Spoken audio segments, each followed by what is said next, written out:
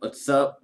Here's a nice little, probably a lengthy update of what's going on. I wanted to write out what was happening, but it takes too long, especially with the amount of updates that are happening. So I just want to give you a little background on where I'm going, what the process is, and if you can endure this lengthy video, more power to you. So, first, all of the books that are currently published are up on all channels. So if you have been waiting on any of the books, the wait is no more. You can see that on Amazon, all four have been up for quite a while. It goes there first. And mainly, I'm not trying to leave anyone out. I put it up on Amazon first because it is the easiest to do. It takes just a matter of minutes once I publish it. And I can go, I don't know, sip some root beer when I'm done. It's easy. It's now on iTunes. iTunes is a headache. iTunes takes weeks. I have to constantly check back on the distributor for iTunes to make sure that there are no errors, that everything is the way that they want it, and then I have to keep clicking boxes uh, after a few days of approval to make sure that I'm saying yes, pass this on. And they always decline me for no reason at all, and then I just resubmit it again and it goes through. Don't know what that is, but it happens. So sorry, you iTunes waiters, but it's there. And then there is Barnes and Noble. It's been on Barnes and Noble for a while. Barnes and Noble is easy as well. No, it's the mid range between Amazon and iTunes. It's just as difficult as iTunes because it's the same process, but it is a how can I explain it? It goes up faster. Easy way to say it. So thank you for everyone who has been leaving reviews. There's another update. I actually asked for reviews in Eyes That Kill. If I hadn't, Eyes That Kills would have zero. No, it would have one from Tracy, and probably there are two others that constantly leave reviews. Thank you guys that always leave reviews. Thank you all who are going out of your way to leave reviews because I requested them, and I'll tell you why. Legend of Apollo is leading the pack, and there's a reason. It's because it came out first. So the problem with Legend of Apollo is that I kill Spencer. For those of you who don't know, and now if you've read it when it first originally came out, you probably didn't know that there was an update. I basically say that Spencer dies just so people aren't too shocked, and that they're not. Oh my gosh, I invested my entire life. I invested months into this, and this was a thought for years. So it's ironic when people tell me that they feel they invested so much into the character, as though I had an easy time killing him. There's a purpose and a reason that Spencer died, and it's going to show in this final book. So as you can see, our Amazon ranking, we remain bestseller in science fiction, basically. So science fiction adventure. I've been a bestseller in science fiction for a couple months, and that goes up and down very often. But it's because of your reviews. The more reviews you have, the more we're able to hold a certain position. And what does that mean? Well, Barcode Legend of Apollo is free, but as that continues going out for free, more people buy into the series. It's a great thing. I'm just being honest with you. I don't need to hold anything back. I'm asking you to leave reviews because we need more people to get invested in this series. And I want that because eventually I want to make a graphic novel, but I'm not going to make any promises because that all depends on how much revenue comes in from the book. The money from the book goes directly to the graphic novel. As money comes from here, I'm going to put it there. And I really want to make something big one day. The next series will not be a graphic novel.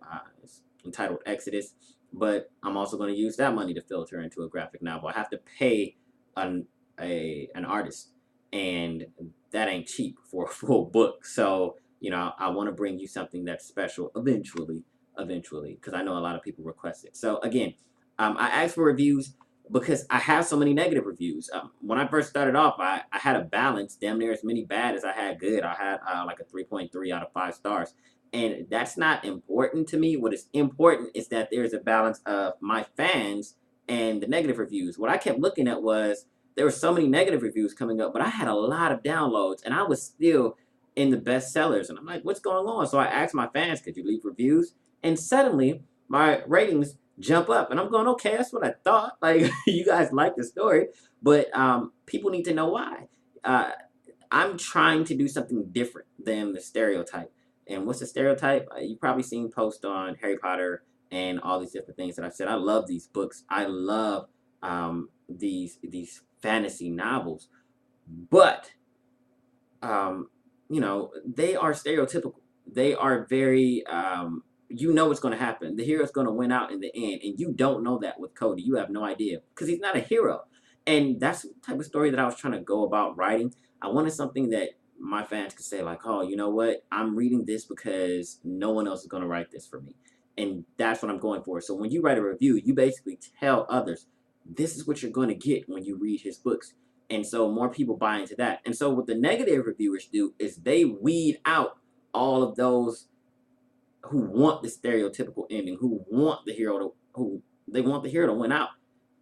Good for them, but you know there is no hero, so let them go somewhere else.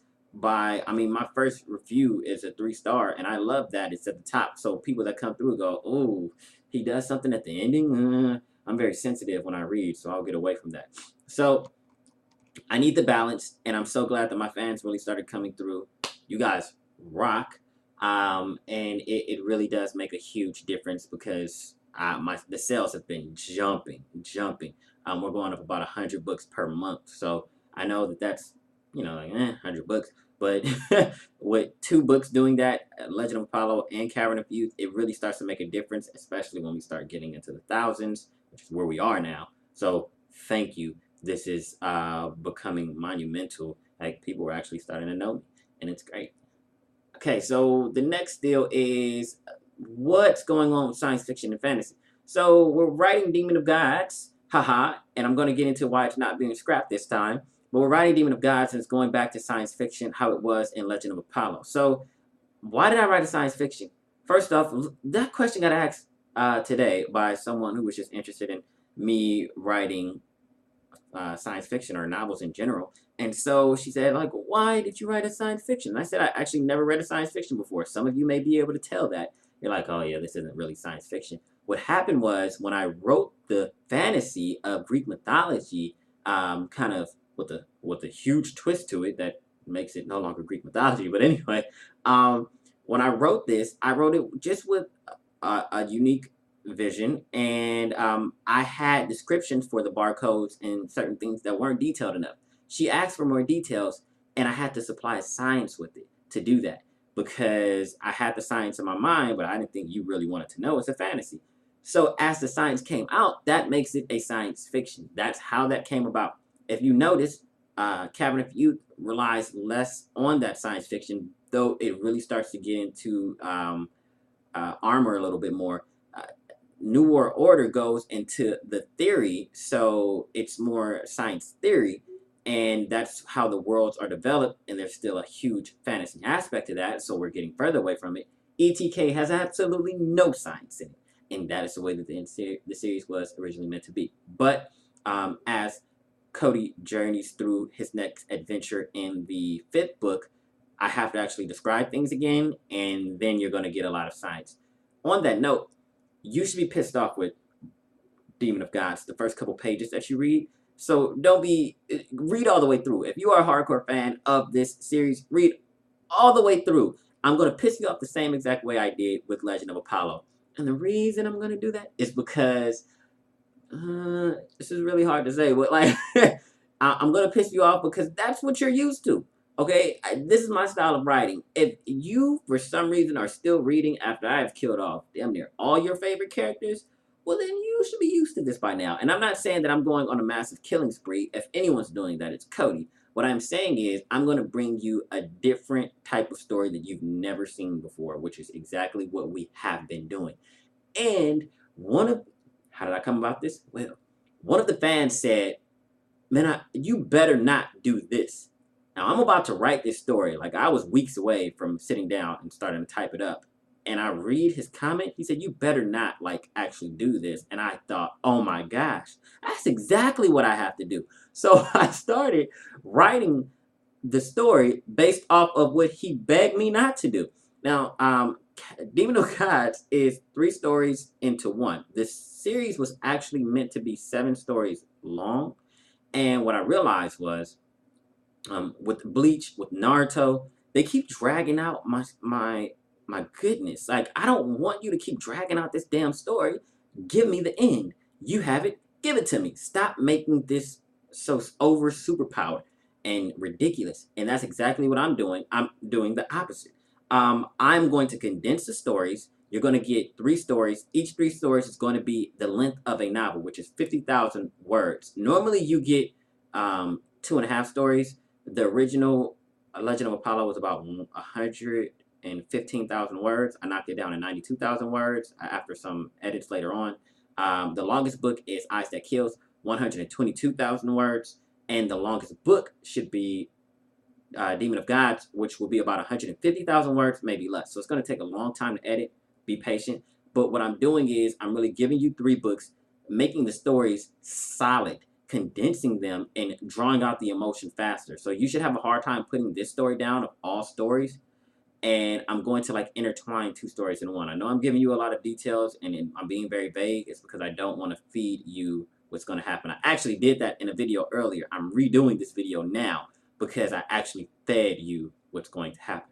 So I am getting you the end, and then I'm going to move on to a new series, and that's really what the updates are about here. I just want you all to know that Demon of Gods is finally not being trashed, and the reason is because we have everything down. Everything is in place. I feel confident in providing you with this story. And the reason I wasn't confident initially was because there's a lot of pressure. There's pressure to write the first and the last book of the series. The first, you don't know how people are going to respond to it. I killed the main character. I'm giving 2 books away for free. Don't you see a pattern why that's actually happening? Is because I know I killed the main character, and I also know it's a good series. But I want you to show that though I invested a lot of money and a lot of time into these books, I'm also invested in US fans. So I don't want you to think, we killed the main character, I'm off of this. No, read the first 2 books for free. Then you'll see yourself and you can keep going. Now, the last book, the difficulty about that is you all have now invested hours into this series and you deserve something big. And I'm going to give that to you. And I don't want to provide you with something that's just going to make you say, no. That ended, but I feel heartbroken because that's how most series end. No, I'm going to give you an ending that is very fitting to Cody's personality, and that is very fitting to Vincent's personality, that's very fitting to the world that you're in. So most of you should still be up in the air of whether Cody's going to die or whether he's going to die and die again, or what. There's so many possibilities for Cody, but that's exactly the way I built this series, and that's the way I want to end it.